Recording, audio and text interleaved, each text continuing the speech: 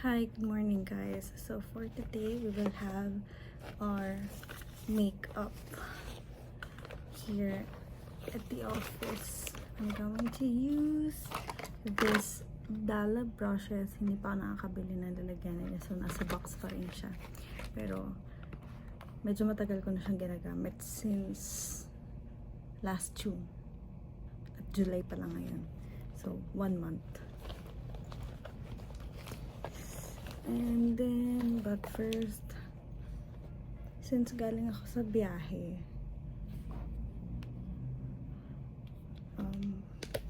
and nakapag-moisturizer na naman ako, and moisturizer yung ginagamit ko actually as primer. Hindi na ako bumibili kasi wala na akong pera. And mag-blotting paper na lang muna ako.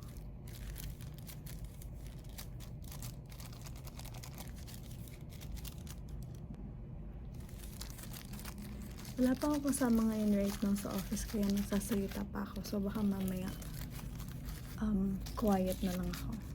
I'm too shy. Oh.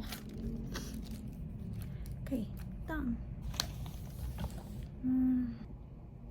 Okay. This time I'm going to use concealer. May color corrector siya. But I need to have a mirror first. So, wala akong pampunas. Kaysa damit na lang. Ayan, as you can see, super dark ng under eye ko. Tapos may redness dito sa isipon pa ako, sa ilalim ng nose. And I'm going to use this one para sa under eye. I don't know if tama yung ginagawa ko. Sinusundan ko lang yung mga makeup vlog, pati yung mga tinuturo sa akin.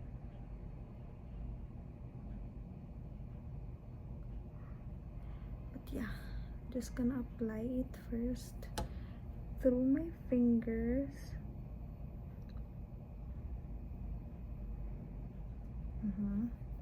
Kasi yung color green naman for ano daw, for redness. And as you can see, kailangan ko lang mag-facial.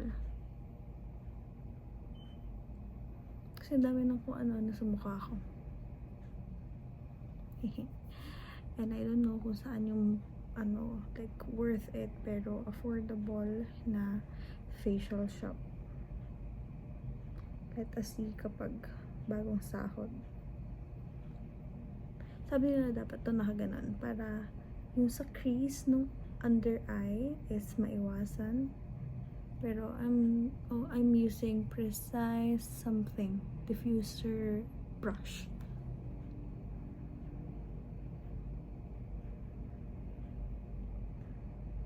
Ayan. Tap tap tap. Ito din.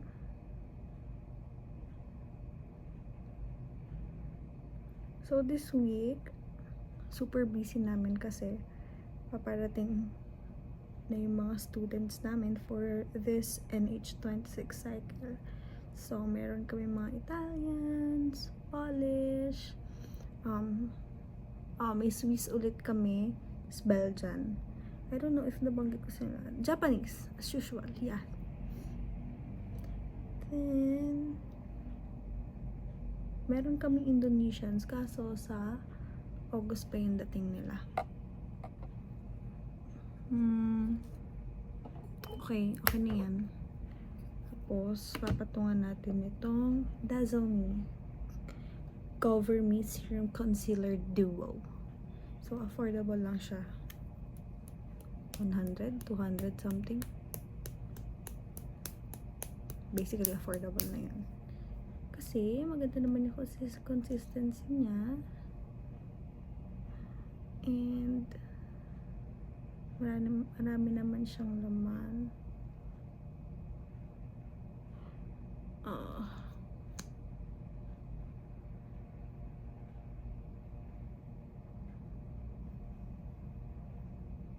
Itong video na to actually, hindi siya tutorial kasi hindi din ako sure kung tama yung ginagawa ko.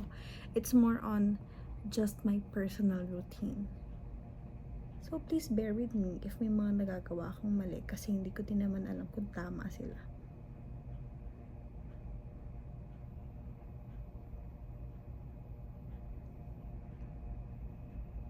Gumagaya lang ako sa routine ng ibang yung mga makeup artists sa TikTok kasi yun lang muna yung kaya na attention span ko and ng budget actually.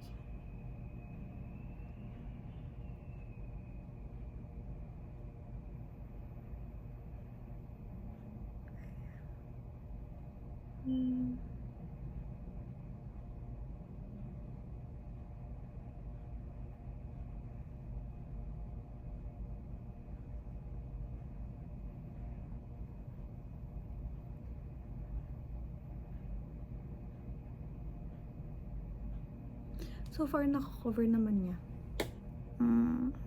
Oo.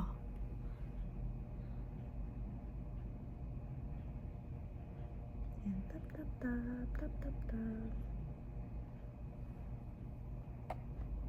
Tapos, larger brush.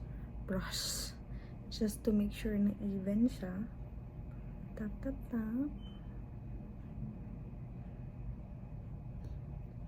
Sabi nila, tap lang daw. Kung i-blend ko lang siya para hindi siya masyadong gumalaw.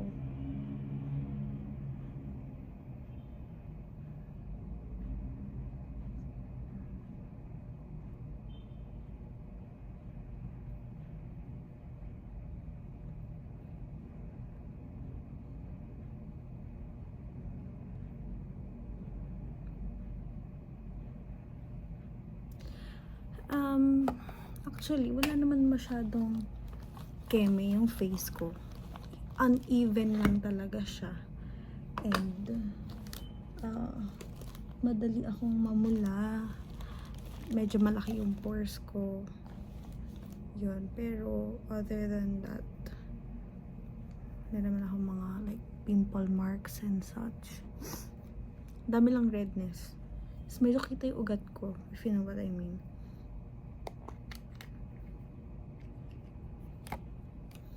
Sabi nila, sign daw yung ng pagiging maputi. Is it real? Is it really real? Tapos ngayon, isi-set na natin.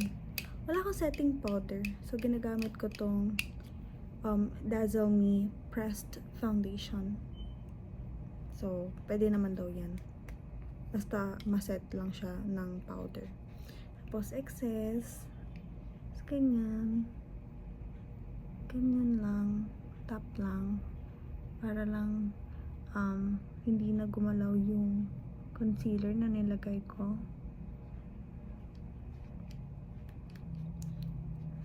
Tap. Ayan, tingnan natin. So mamaya bakbakan na naman kami sa work, kaya I'll just do this morning para prep na. After this makeup, magko-coffee na ako. So, every Monday, nagko-coffee ako. Yun lang yung coffee time ko. Tapos, the rest of the week, nagmamaylo na ako. Kasi, galing akong biyahe, gumising ako ng 3 a.m. something. So, super groggy nang nafe-feel ko ngayon. Pero, kailangan pa rin mag-work.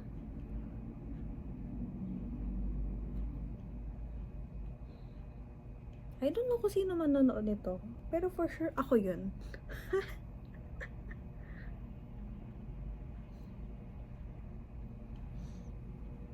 Yan. Matagal na akong nagva-vlog. Pero yung vlog na yun, hindi siya addressed for someone or like for public. Ako lang. Kasi, ako yung fan ng sarili ko. I'm the number 1 fan of myself. Fun! Boba. And then, since na-set na siya, ang next kong gagawin muna ay blush on.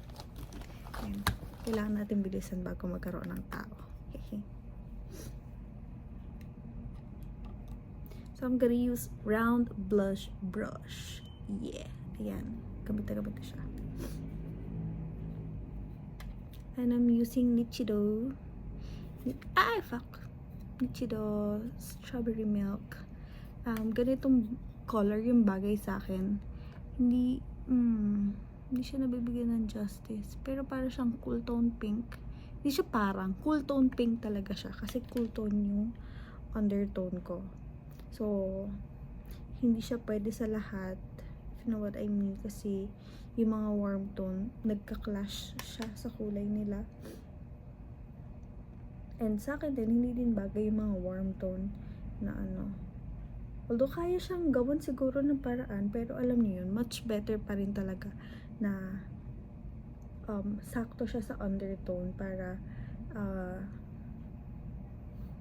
maganda, mas maganda yung kalalabasan. Hindi siya yung parang naglalaban sa mukha mo. Yun, ganon yung term.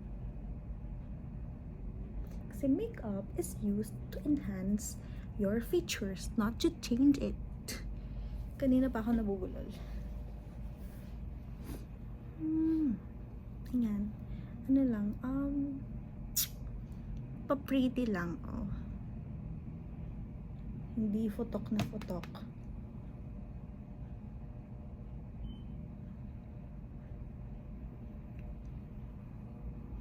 Ayan.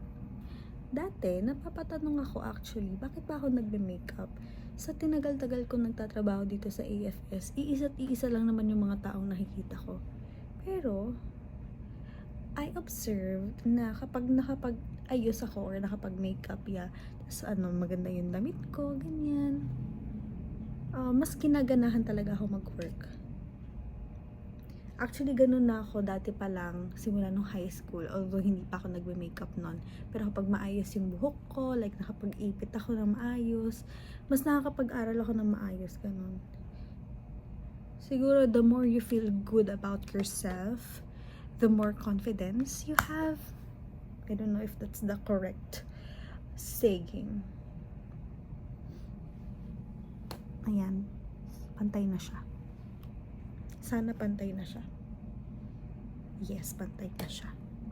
Pero, hindi ko talaga alam kung anong purpose nitong tapered finishing brush. Pero ano lang siya, ginagamit ko lang pang spread pa nung ng blush on. Later on, siguro malalaman natin kung anong purpose nito. Freestyle lang pero maganda daw yung Dala brushes. And actually, maganda siya. Hindi pa ako matagal sa pag-makeup pero napansin ko yung quality niya. Kasi hindi siya masyadong masakit sa face. Hindi siya yung excuse me. Hindi siya tusok-tusok sa feeling.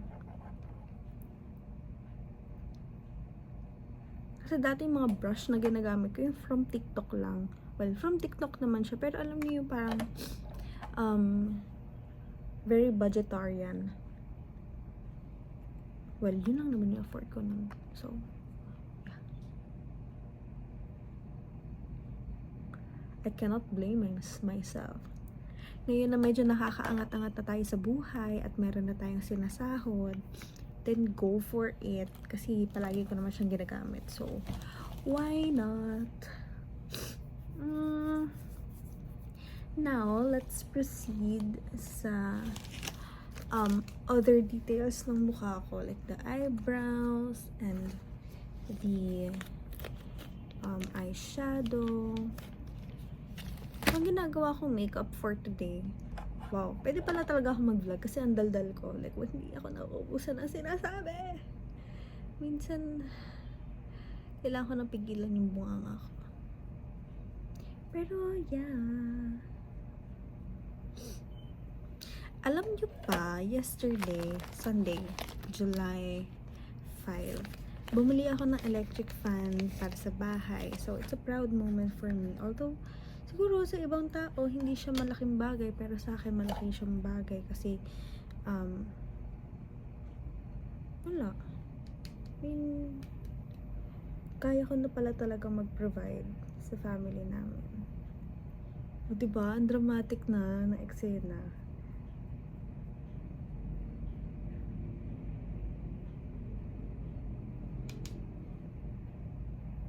Kaya thankful talaga ako. Kahit medyo mahirap yung work, fun naman siya. And at the same time, 'di ba, nagbibigay siya ng fund sa akin para mabili ko yung gusto at mga kailangan sa bahay. Kahit na sabihin mong hindi naman ako totally like regular na hinihingan ng pera sa bahay.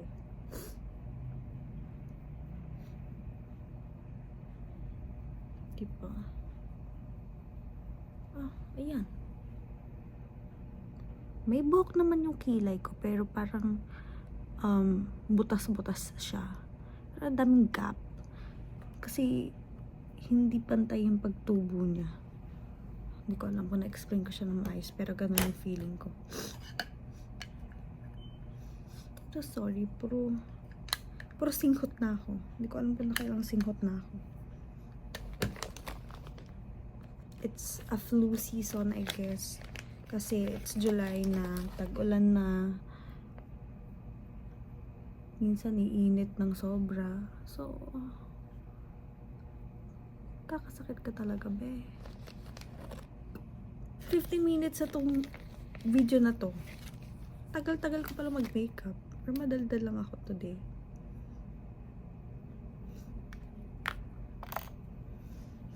Ayan. Ito naman, Slim Fit Eyeliner. Bigay ito ni Dana Louise. From Korea. Until now, hindi pa rin talaga ako magaling sa pag-eyeliner.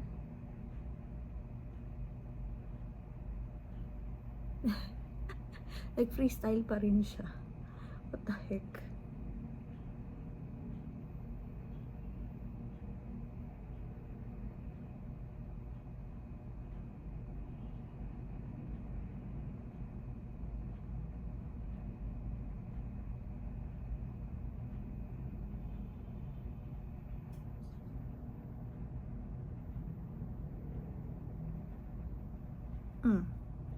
Diba? Napapansin niyo ba? Ako, oo. Ayun o. Parang tanga pa rin. Kailangan ma-tight line yan eh. Anyway. Kasi ma-elongate lang yung mata ko.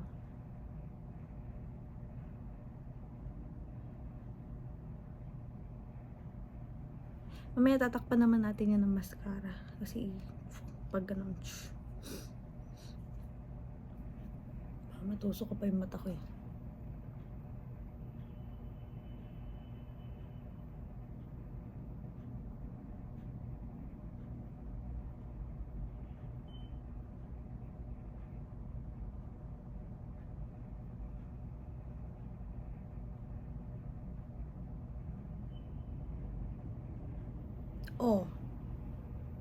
Diba? Worth it yung pananahimik ko.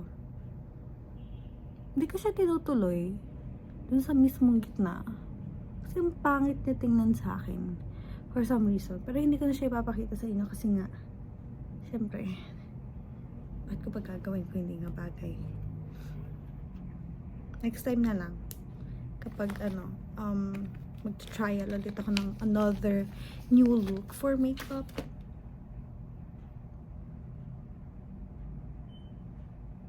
Ayan. Maganda. Gagamit ako nitong crease definer brush. Ayan, nakikita nyo ba? Pangit pala na kuko. What the heck? Wala pa akong budget. Tsaka wala namang event.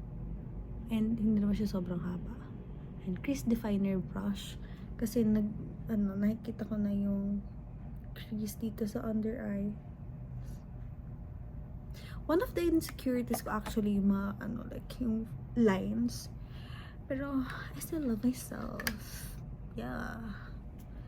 And now, I'm going to use my mascara. Like, literal na nakita ko lang to sa Watsons. Tapos, dinampot ko lang, nilagay ko sa basket ko. Nichido.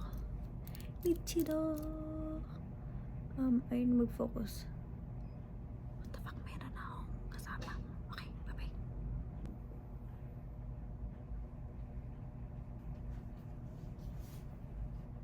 Ay, hala. Aga niya, ma'am. Oh my gosh. Ah.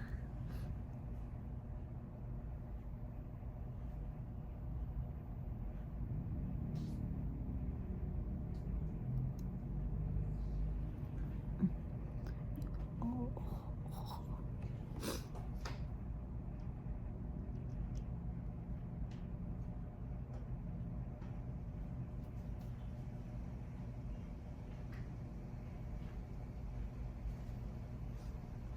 Nice, nice.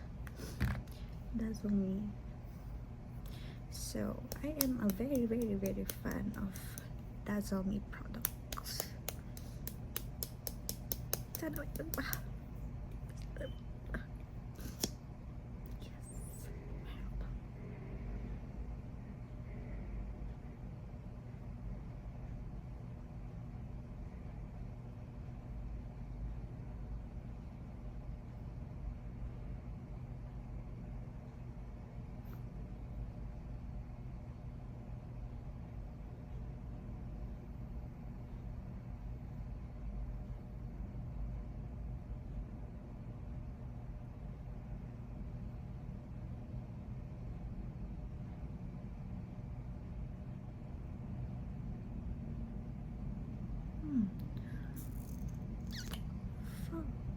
Fuck. Now I'm gonna do my lips. So I bought this Easy Monster something. Ayan. Here's the color. It's a cool tone red. I don't know. It's more like berry. I'll just minimize my voice.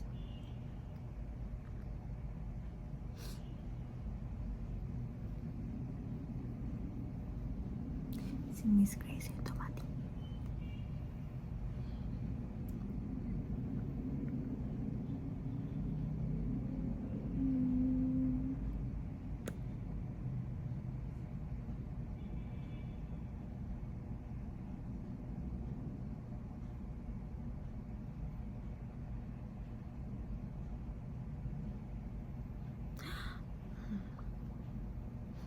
Finished look. I don't know kung paano ko yun masasolve. But anyway, yeah, let's see. Ay, hindi pa pala finished. Meron akong binili sa Korea, ganito. Highlighter siya. Para siyang like very, very, very, very shimmering. Ganon. Wet look. And highlighter. I'll just put it here.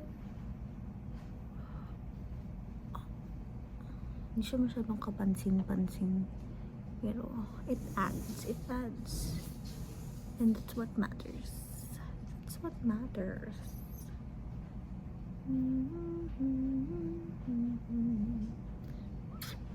And here, yes. That's all. My finished look. Then I'll just set it with this. Feeling ko malito na bili kong setting spray. Pero nagme-melt naman siya. Like mini-melt na yung nagka-compress. Yes po. Sorry ma'am, nagpa-vlog ako. Sige lang. Thank you po. LBC.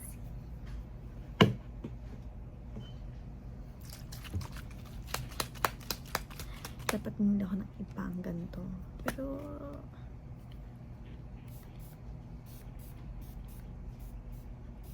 ayan.